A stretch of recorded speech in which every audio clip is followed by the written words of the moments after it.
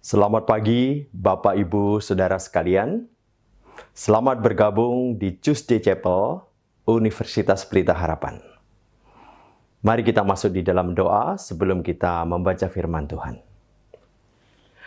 Tuhan Allah Bapa kami yang di surga, tolonglah kami memahami makna bekerja, makna berkarier. Kiranya Tuhan memberi pengertian berdasarkan firman-Mu. Di dalam nama Tuhan Yesus kami berdoa. Amin. Bapak, Ibu, Saudara sekalian, saya akan bacakan ayat firman Tuhan yang akan menjadi pemikiran kita pagi ini. Diambil dari Matius 4 ayat 19. Demikian. Mari, ikutlah aku, dan kamu akan kujadikan penjala manusia. Pagi ini kita akan membahas topik yang menarik. Ketika saya persiapkan, saya mendapatkan banyak inspirasi dari berbagai buku yang saya baca. Di antaranya adalah The Fabric of This World, karya Lee Hardy, The Call, karya Os Guinness, Courage and Calling, karya Gordon Smith. Inilah topik kita pagi ini. Karier atau kerja, pilihan atau panggilan. Berbagai pertanyaan pernah diajukan dan muncul menjadi sesuatu yang perlu kita pikirkan. Misalnya, apakah kerja hanya supaya kita membiayai kehidupan? Bisakah lebih dari itu? Apakah kerja bisa mengisi hidup kita dengan suatu makna dan tujuan tertentu? Apakah kerja adalah suatu kesempatan bagi pencapaian kepuasan dan pemenuhan diri? Atau apakah kerja merupakan sesuatu yang bisa kita sukai meskipun terpaksa melakukannya? Apakah kerja suatu kutukan bagi kehidupan manusia? Atau apakah kerja merupakan kesengsaraan yang perlu bagi penjara yang membosankan? Atau kerja itu suatu hukuman bagi kita demi bertahan hidup? Apakah kerja hanya merampas kebebasan dan kemandirian kita? Saudara-saudara, berbagai pertanyaan tentang kerja, asumsi yang buruk tentang kerja, melintas di banyak hal, di banyak media. Dan ini kadang-kadang menguasai pikiran kita. Itulah sebabnya kita perlu memikirkan topik ini. Ayat tadi berkaitan dengan Tuhan Yesus yang memanggil Petrus dan memberikan suatu tugas atau pekerjaan. Bagaimanakah konsep kerja seharusnya? Saudara-saudara, saya kaget dengan berita yang saya baca beberapa waktu yang lalu. Di sana disebutkan, 7 tahun bangkrut, Yunani masih dilanda kemiskinan. Berita ini mengagetkan, karena Yunani merupakan daerah sumber para filsuf. The New York Times juga menyatakan, a bankrupt Greece is struggling to stay afloat. Berita lain masih mengatakan, the Greek crisis. Saudara-saudara, dari berita-berita ini kita akan memikirkan, apa yang salah dengan Yunani? Apa yang salah dengan konsep mereka? Apa yang salah dengan cara mereka berpikir tentang pekerjaan? Saudara-saudara, orang Yunani ternyata berpikir bahwa kerja itu terpaksa dilakukan manusia karena manusia bertubuh. Manusia bertubuh seperti binatang bertubuh, maka manusia harus bekerja. Sayangnya aktivitas itu akan berujung kematian seperti halnya binatang. Maka aktivitas semacam ini dianggap tidak ada maknanya. Hidup yang semacam ini dianggap hidup yang sia-sia karena kemudian setelah mati dilupakan oleh generasi berikutnya. Jadi, orang Yunani berusaha menghindari kerja dan berusaha mencapai kehidupan seperti para dewa. Dan mereka akan berusaha mencapai posisi tertentu dalam masyarakat supaya mereka tidak melakukan pekerjaan seperti yang diharuskan kepada orang-orang dalam pekerjaan kasar.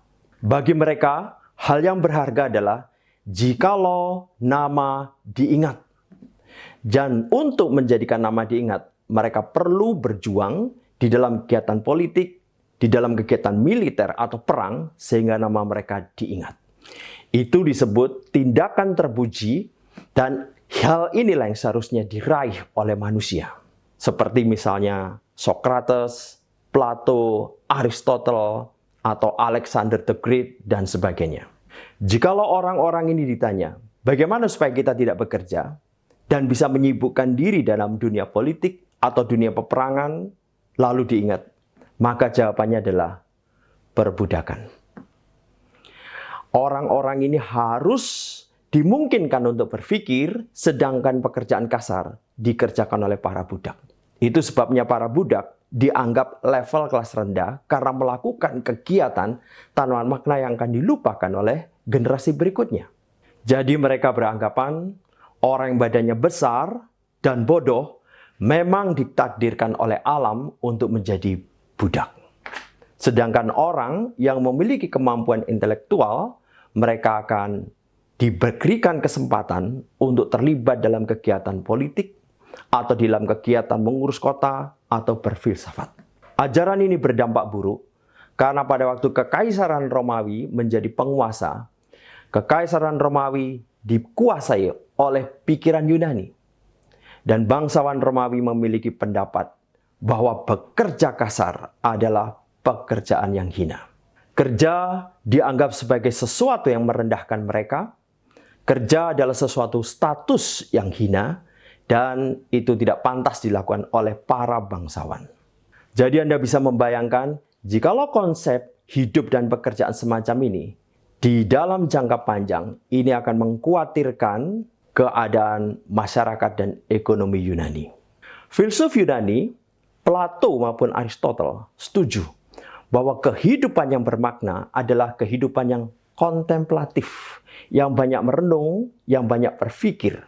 Itulah derajat kesenangan yang tertinggi, yaitu di dalam mengolah, memikirkan pengetahuan, bukan di dalam kepuasan secara indrawi.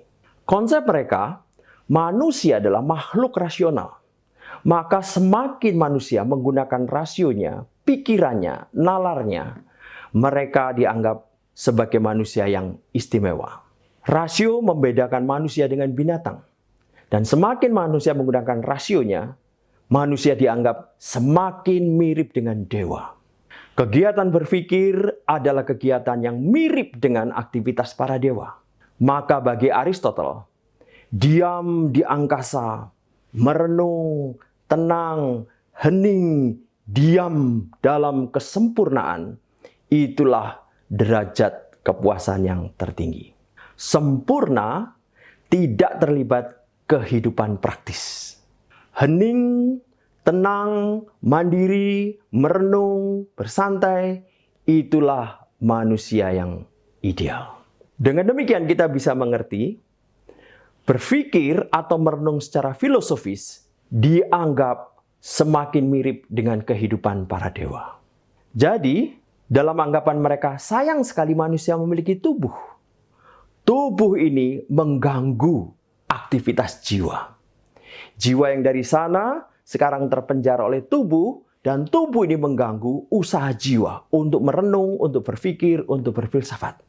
Karena baru merenung sedikit, gara-gara tubuh capek, maka pikiran, ketenangan terganggu, dan berusaha untuk mendapatkan makanan untuk mengisi, istirahat untuk mengisi. Tubuh atau badan atau fisik dianggap gangguan. Bekerja dianggap pengganggu terhadap usaha merenung mencapai kebahagiaan seperti para dewa. Dengan demikian kita bisa melihat pikiran Yunani menganggap kerja, aktivitas badani, aktivitas tubuh, pekerjaan sehari-hari dianggap tidak ada makna, pengganggu bagi aktivitas jiwa, dan menghalangi manusia mencapai hidup yang ideal. Pengaruh pikiran Yunani kepada kepercayaan-kepercayaan agama lain membuat orang berpikir, kerja, badani, mengganggu relasi di dalam berusaha merenungkan tentang Allah. Dan dianggap bahwa kehidupan kontemplasi, merenung, tenang, berpikir adalah kehidupan dengan level yang lebih tinggi dibandingkan kehidupan sebagai orang yang aktif bekerja untuk mendapatkan sesuatu menyambung hidup. Konsep ini mempengaruhi pemikiran-pemikiran di dalam orang memandang kerja. Ratusan tahun kemudian, ini masih mempengaruhi pemikiran tokoh-tokoh di dalam agama yang berpendapat bahwa aktivitas fisik atau kerja itu adalah aktivitas kelas rendah. Dan level yang tertinggi adalah kontemplasi. Kontemplasi merupakan aktivitas yang mulia dan tujuan hidup manusia. Di sini dikatakan, kontemplasi kebenaran ilahi adalah sasaran dari keseluruhan hidup manusia. Jadi kita melihat bahkan keseluruhan hidup manusia seharusnya adalah kontemplasi, bukan bekerja. Tulisan lain mengungkapkan, kehidupan kontemplatif adalah jauh lebih mulia daripada kehidupan aktif. Saudara-saudara, ini pikiran dari Yunani yang mempengaruhi banyak orang. Pemikir-pemikir lain ada yang mengatakan, kerja adalah suatu keterpaksaan. Kerja adalah penindasan. Kerja adalah perbudakan. Kerja adalah keharusan yang tidak terelakkan. Kerja adalah konsekuensi dari kemiskinan dan kelaparan. Inilah berbagai pendapat negatif tentang kerja. Jikalau demikian, bagaimanakah seharusnya konsep kerja yang benar? Dan bagaimanakah kita seharusnya memandang kerja yang benar? Saudara-saudara, yang menarik, ketika ada krisis dan kebangkrutan di Yunani, ada berita yang menunjukkan semacam ini. Greece Debt Crisis, The View from Germany. Krisis Yunani dilihat dari pandangan Jerman. Jerman adalah salah satu negara paling makmur secara ekonomi di Eropa. Sehingga Jerman memimpin negara-negara Eropa di dalam mengatur ekonomi. Negara Jerman mengingatkan kita pada peristiwa reformasi dan etos kerja akibat reformasi itu. Dan di sini kita diingatkan tentang seorang tokoh bernama Martin Luther. Martin Luther sebenarnya sedang menjadi seorang biarawan. Dan di dalam biara, dia berusaha kontemplasi. Dipengaruhi oleh pikiran-pikiran sebelumnya, dia beranggapan kontemplasi adalah level hidup tertinggi yang seharusnya dicapai oleh manusia. Dia berusaha mendekat dengan Tuhan, berusaha mengerti bagaimana supaya hidup bisa diselamatkan. Saudara-saudara, atas anugerah Tuhan, di dalam dia studi Alkitab, dia menemukan suatu kebenaran yang menarik. Manusia diselamatkan karena pembenaran oleh Tuhan melalui Kristus yang mati dan bangkit. Di situ dan dikaitkan dengan konsep lain, Luther menemukan konsep kerja yang seharusnya. Bahkan dia kemudian membuat suatu reformasi, modifikasi terhadap pengertian panggilan. Panggilan di dalam bahasa Jerman adalah Beruf. Dan Beruf ini semula adalah panggilan jikalau seorang ingin menjadi biarawan. Setelah Luther menyelidiki Alkitab, dia menyadari panggilan Tuhan bisa berbagai bentuk dan tidak harus menjadi biarawan. Itu sebabnya Beruf bukan lagi hanya panggilan bagi seseorang jikalau ingin menjadi biarawan, tetapi panggilan bagi setiap orang untuk melakukan aktivitas di berbagai posisi di mana mereka ditempatkan oleh Tuhan. Oleh sebab itu, dengan mengerti panggilan ini berlaku bagi setiap orang, maka setiap orang silakan melakukan aktivitas sambil menyadari itu adalah panggilan dari Tuhan. Panggilan sebagai orang tua, sebagai guru, sebagai dosen, sebagai pengacara, sebagai dokter, sebagai pedagang, sebagai petani, sebagai peternak, itu semua posisi-posisi yang disiapkan Tuhan untuk digarap oleh orang yang sedang menempati posisi. Silakan orang itu beraktivitas dan menyadari itu adalah panggilan Tuhan bagi hidupnya. Dengan posisi ini, kita melayani sesama kita. Jadi menurut Martin Luther, kita tidak harus menjadi seorang biarawan, tetapi dengan posisi kita masing-masing, kita melayani sesama kita dengan aktivitas kita. Martin Luther terpanggil menjadi biarawan, dan itu menjadi pekerjaan dia.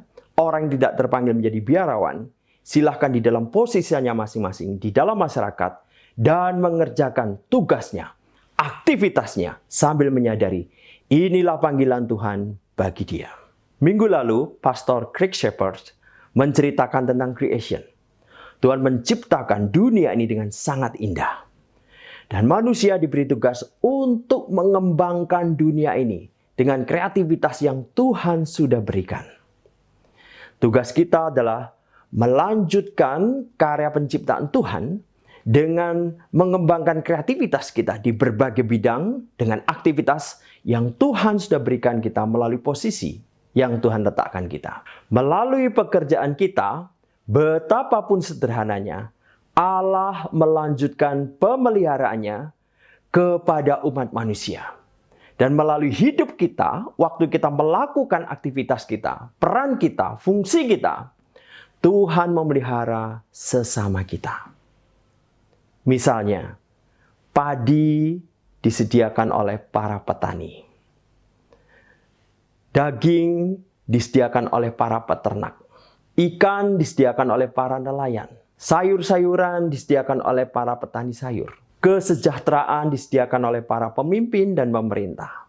Pengetahuan disediakan oleh para guru dan pengajar kita. Pemeliharaan, kepedulian, dan kasih sayang disediakan oleh orang tua kita.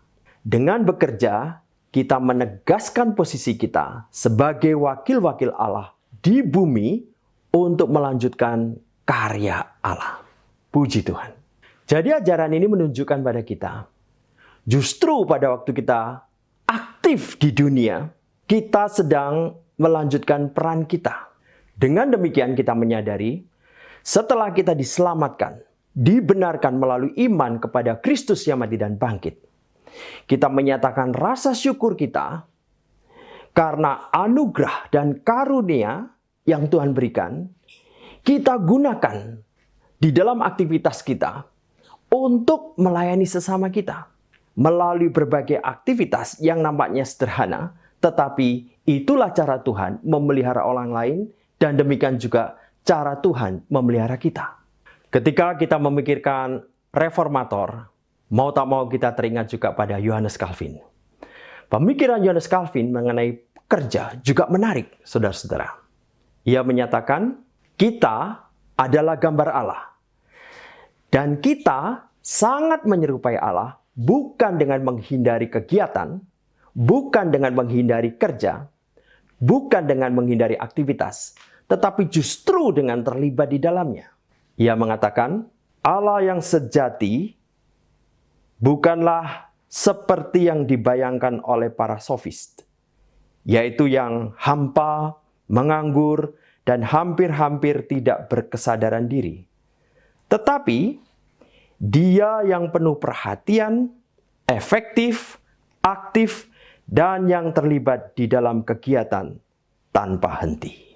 Jadi menurut Johannes Calvin, mereka yang terlibat aktif di dalam melayani komunitasnya, gerejanya, masyarakatnya, negaranya, mereka lah yang makin menyerupai Allah. Bahkan Johannes Calvin menyatakan suatu kalimat yang mengagumkan.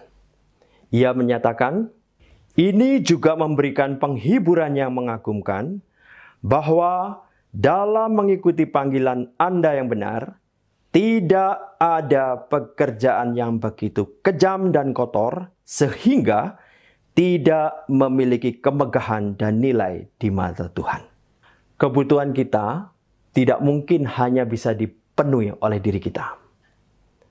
Kebutuhan kita bisa dipenuhi melalui aktivitas orang lain. Demikian juga kita memenuhi kebutuhan orang lain melalui aktivitas kita.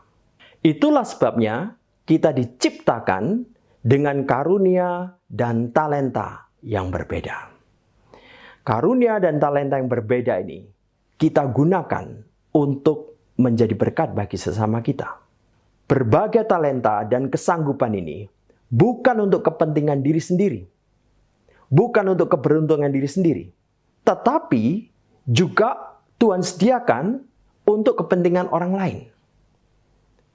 Johannes Calvin menyatakan, kita diajari bahwa semua anugerah yang kita miliki adalah simpanan ilahi yang dipercayakan kepada kita dengan tujuan untuk dibagikan demi kebaikan sesama kita. Puji Tuhan. Dengan demikian kita menyadari kita tidak selayaknya menyimpan karunia talenta untuk duduk tenang, menganggur, dan tidak melakukan apa-apa. Justru kita perlu menemukan talenta, karunia kita, untuk kita gunakan bagi sesama kita. Yohanes Calvin juga menyatakan, biarlah ini menjadi cara kita untuk menunjukkan niat baik dan kebaikan, mengingat bahwa sehubungan dengan segala sesuatu yang telah diberikan Allah kepada kita, yang dengannya kita dapat membantu sesama kita. Kita adalah pelayannya dan terikat untuk memberikan pertanggungjawaban kepengurusan kita, penata layanan kita. Saudara-saudara, menarik sekali apa yang ditulis oleh Yohanes Calvin di dalam Institutio ini.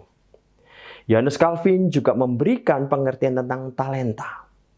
Yohanes Calvin memahami talenta sebagai bakat, keterampilan, kemampuan yang diberikan Tuhan kepada orang-orang Kristen untuk melakukan aktivitas sehari-hari dan menjadi berkat bagi masyarakat dimanapun.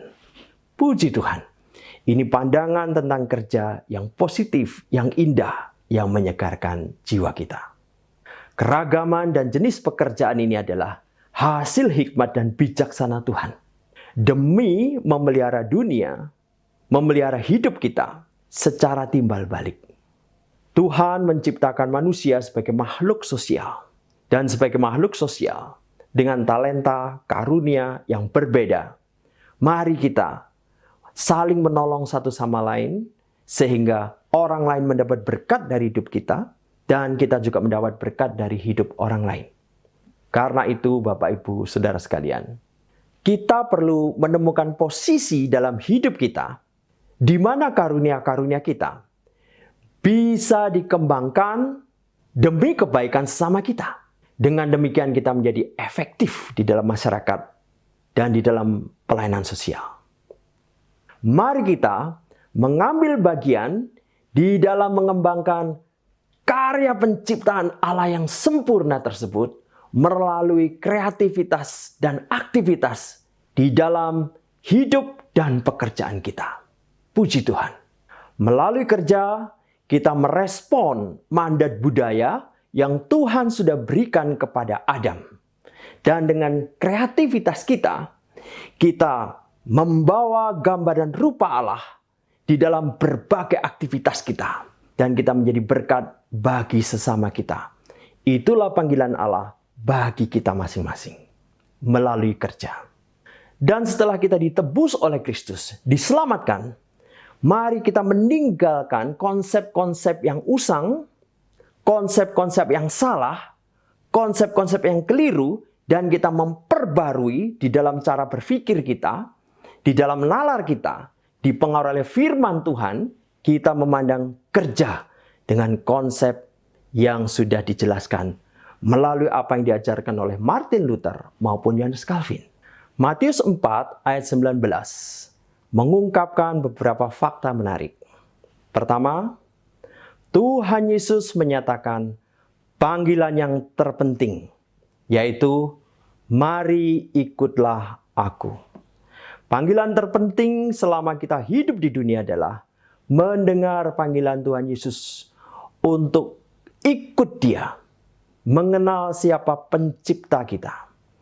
Melalui Kristus, Kristus yang mati dan bangkit, inilah panggilan terpenting yang jikalau kita ikuti, membawa kita kepada kekekalan. Panggilan terpenting ini diikuti panggilan khusus. Apa itu panggilan khusus? Panggilan yang ditujukan kepada orang tertentu, di mana Tuhan berbicara secara khusus pada orang tersebut. Dan di dalam hal ini Petrus dipanggil Tuhan secara khusus. Jadilah penjala manusia. Maka Petrus sekalipun hasratnya semula ingin menjadi penjala ikan, dia dipanggil untuk menjadi penjala manusia. Jikalau kita tidak dipanggil secara khusus, adakah panggilan buat kita? Ada, yaitu panggilan umum. Barang siapa tidak dipanggil secara khusus, dia mendapat panggilan umum, kita perlu bekerja. Bekerja dengan suatu pengertian dan kesadaran seperti yang dijelaskan oleh Martin Luther, oleh Calvin. Dengan demikian kita bekerja dengan sukacita. Tuhan Yesus merangkai panggilan terpenting, panggilan khusus, dan panggilan umum ini menjadi suatu kesadaran baru tentang kerja. Mungkin kita mulai berpikir, jadi praktisnya bagaimana? Saudara-saudara, saya mengajak Anda memikirkan beberapa aspek.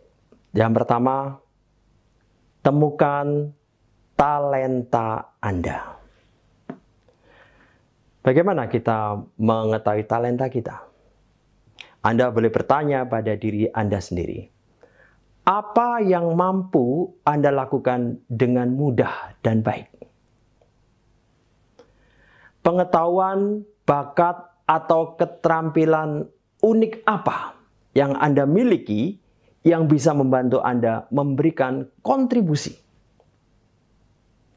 Apa yang diminta orang lain untuk Anda lakukan karena Anda mahir melakukannya? Jika seseorang minta atasan atau rekan kerja Anda mencatat bakat Anda, kira-kira apa yang akan mereka katakan? Anda juga boleh memikirkan keahlian apa saja yang Anda pernah gunakan dan Anda melihat itu sangat menonjol. Merencana, meneliti, membangun, memperbaiki, mencipta, menulis, mengajar, mengontrol, dan sebagainya. Kita akan menemukan belasan talenta yang mungkin Tuhan sudah titipkan. Belasan keterampilan kemampuan yang Tuhan sudah titipkan. Dan itu perlu kita kembangkan. Ini adalah aspek yang pertama. Aspek yang kedua adalah ketertarikan. Bagaimana kita bisa mengetahui ketertarikan kita? Apa yang Anda lakukan saat masih kecil yang mengasihkan? Berkaitan pekerjaan, peluang apa yang Anda dambakan? Hal penting apa yang Anda lakukan pada waktu luang? Apa yang membuat energi Anda meningkat? Anda suka membahas atau berdebat tentang apa? Tulisan atau buku apa saja yang Anda baca? Pengalaman tugas atau kerja apa yang pernah Anda alami atau lakukan yang menggembirakan Anda? Anda juga bisa mengetahui ketertarikan Anda, misalnya Anda mengamati dengan apa Anda suka bekerja. Dengan angka, kata, dengan orang atau manusia, atau mekanik, dengan benda hidup, program, institusi. Dalam kapasitas apa Anda berhubungan dengan orang lain? Anda menyukai sebagai anggota tim, atau pemimpin tim, atau sendiri, atau sebagai pelatih, atau manajer, atau sebagai ahli. Apakah Anda menyukai posisi dengan banyak kebebasan dan tanggung jawab? Atau bekerja dalam situasi yang terstruktur, di mana semua kegiatan diatur? Anda juga bisa mengamati apakah Anda tertarik pada matematika, musik, mikrobiologi, sastra, mekanik, desain, pengembangan energi, atau pertanian, atau peternakan, politik, medis, administrasi, atau lebih tertarik pada makanan, atau software. Hal-hal semacam ini perlu diinventaris, sehingga Anda mengetahui ketertarikan Anda di bidang apa saja. Tentu saja, tentang ketertarikannya ada perkecualian. Jikalau Musa ditanya, apakah kamu tertarik bekerja untuk membebaskan orang Israel dari Mesir? Tentu tidak. Perkecualian-perkecualian ini terjadi di mana Tuhan memanggil mereka secara khusus. Dan Tuhan memperlengkapi mereka untuk tugas yang istimewa dan khusus ini. Aspek yang ketiga adalah kepedulian.